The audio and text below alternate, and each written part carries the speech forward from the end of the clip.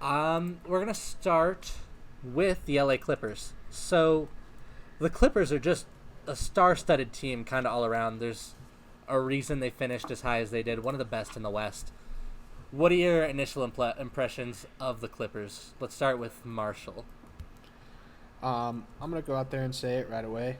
They are my championship favorite. All right. For pretty good reason.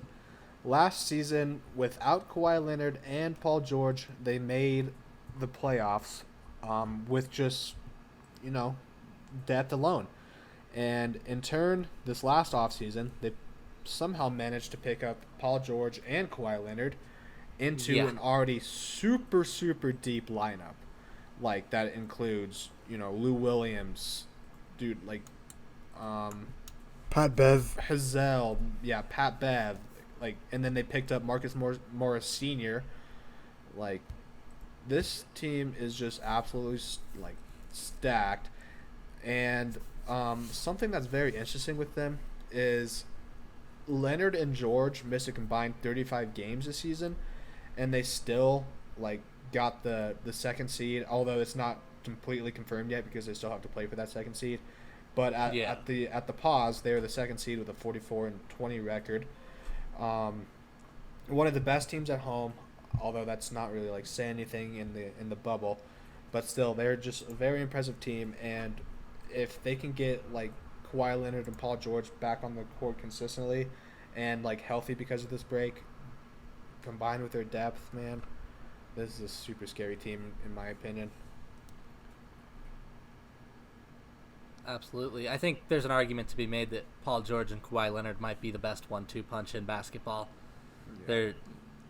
There's a lot to like at the top, and there's a lot to like with the depth. Like you said, they made the playoffs without their kind of two best players, and now that they have them, that elevates them to the next level. And there's a reason they finished as high as they did. What do you think of them, Karim? I mean, last year they were one of the most defensively sound teams. I think probably the most defensively sound team. You add two really defensive-minded forwards. Like Kawhi is renowned for his this two-way play. Paul George is also renowned for his two-way play. Yeah, them to the lineup. They're a scary team. I don't think it's as cut and dry as everyone's been saying. I feel like there's still some parity in the NBA. So I think, especially in the West, you don't know how these players are going to come out. You don't know how. I know Kawhi is going to be a beast, but I don't know how everyone's going to gel after taking 3 months off. So I definitely think they're gonna be really difficult to kind of upset, but definitely I don't think they're my favorite.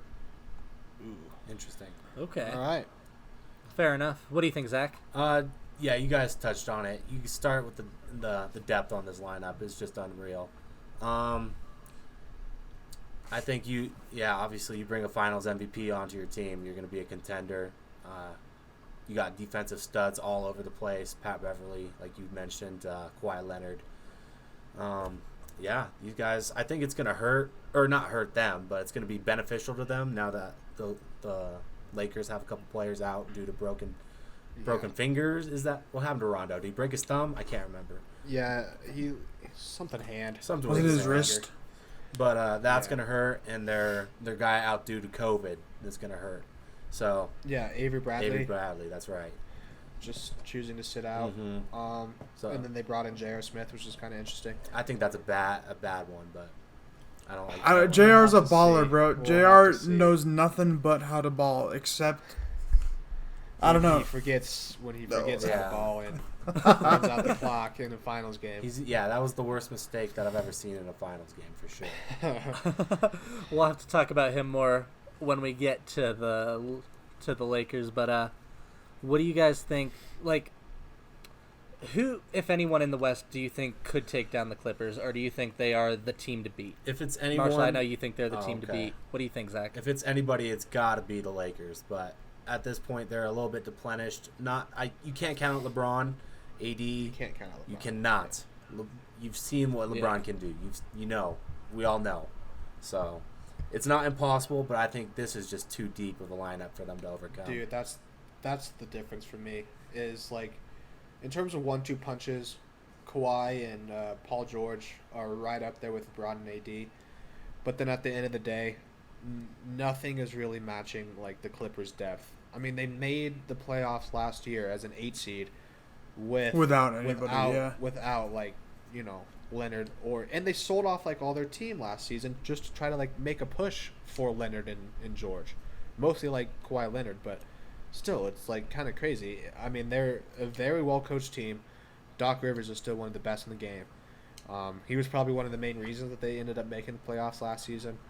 I just don't really see anyone out west like half competing with the Clippers, in my opinion. Like, I mean, like Zach was saying, you can never count out LeBron James, dude. You've seen, in my opinion, I mean, he's the best basketball player I've ever seen. I did not get the the luck of getting to watch Michael Jordan, so I can't really like take into that account. But there's something to be said about making 9 straight championships. Mm-hmm. So you can never count on LeBron. He's that main X factor, but this Clippers team is real good.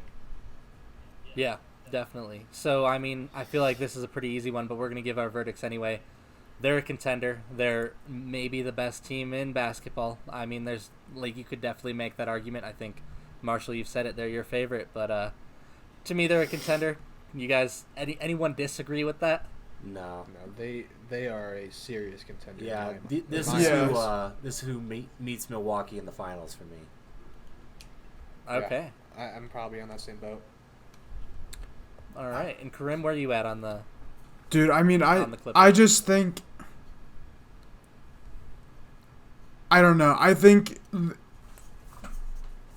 I don't know what I'm trying to say. I don't know if I don't want them to be as good as they are on paper, or if I think that this break kind of will take away from their momentum and they'll have to regroup as a team. And like Marshall was saying, Paul George and Kawhi they missed a sizable chunk of games, so kind of get thrown. I mean, obviously Kawhi and Paul George are one of the best in the game, but I don't know. I think there's definitely upset ability. I think they're definitely like the strongest team in the West. I think it goes down to what the matchups are, how everyone else is post. So yeah, I'm taking a long time to say, I think on paper they're really good. I just have a bad feeling that they're not going to be able to wrap it up. That's my take. Are you saying pretender? So are they a contender? No. They're definitely a contender. Oh, okay. I think if you look at LA, they're both LA teams. You look at the Lakers and you look at the Clippers, I feel like just having LeBron and AD just the LeBron factor, I think that's keeps them in the factor, contention. Man. Yeah. I think the think whole thing though. Yeah. Sorry, Krim. No, go for it, bro. Cut you off. Go for it. But the whole thing is like Kawhi was being load managed all season long, and a lot of the games that he ended up missing was because of the fact that he was load managing or whatever. I don't really agree with that, but then they said the entire time that, well, we don't really care exactly what seed we get as long as we know that we're ready for the playoffs. And a healthy Kawhi Leonard and a healthy Paul George coming into this bubble, I think it's really scary, especially because this is what they were already wanting to do with Kawhi. And now that they had an extra 3 months of load managing Kawhi. Right. And this is what we've said the whole time. At least I think we've all been saying this is going to help every single team, this break, regardless. And it's going to detract. Yeah. Not only do maybe the Clippers have a little bit of meshing to do, but so do the next best team in the West, the Lakers, with J.R. Smith. Yeah. They have some meshing to get done. So, see, which is why I know we already talked about the Nuggets, but that's why I'm more high on the Nuggets. You got a group of your 5 starters that have been playing together for the past 3 years. They're going to come in a lot more gelled, a lot more ready to go than, you bring Kawhi and Paul George, you just throw them in the lineup. You kind of throw some of the dynamics off. I know basketball's a team game, and Doc Rivers is one of the best in the game, just in terms of coaching, obviously, but you heard it here. I just think that they're not going to mesh come playoff time.